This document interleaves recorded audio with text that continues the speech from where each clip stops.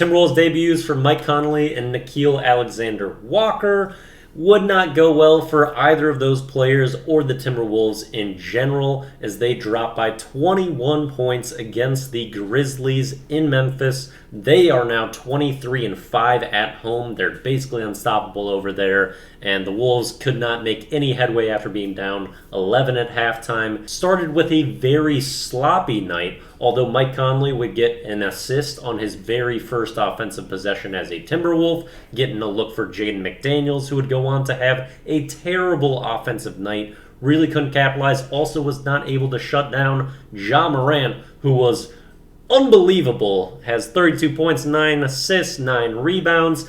Just couldn't find any answers for Ja. And then the renowned Wolves killer of Brandon Clarke had himself a day as well. Aldama off the bench, their other front court threat, other than Jaren Jackson Jr., was also good in his minutes. Wolves just got pummeled in the paint. They give up 72 points in the paint, and you would hope that Gobert is something that's going to deter that. He just never really has been since he's been a Timberwolf, and it's just another brutal example. And there was a ton of instances of passes meant for Gobert that ended in turnovers. It's a very regular thing for us. Wolves would have 10 first-half turnovers. Even comes from some people that don't turn the ball over frequently. Mike Conley has 3, Jordan McLaughlin has 2. And some numbers to be aware of with Conley that are really try-trying in his addition to this team. He's 4th in the NBA in assist-to-turnover ratio, and also 0 technical fouls in his career, joining the team that has the most technical fouls in the NBA currently. He's always been a very underrated, skilled, incredible player. So hopefully that all comes to fruition in his time in Minnesota.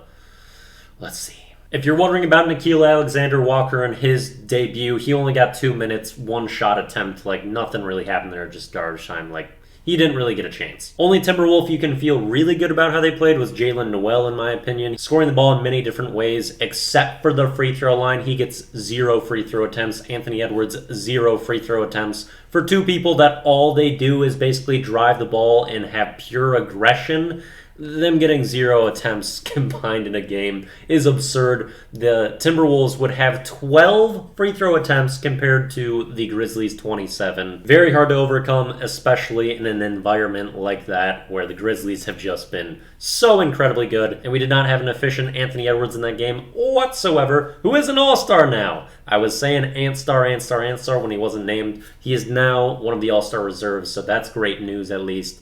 But, not a lot of great news in that game. That one was tough. Next game is on Monday against the new-look Dallas Mavericks with Kyrie Irving. I unfortunately will be missing a lot of that game due to having a game of myself playing basketball. So probably going to be another kind of scrappy recap where I catch some of the game and use the box score and do my best. Keep it on the shorter end. On to the next.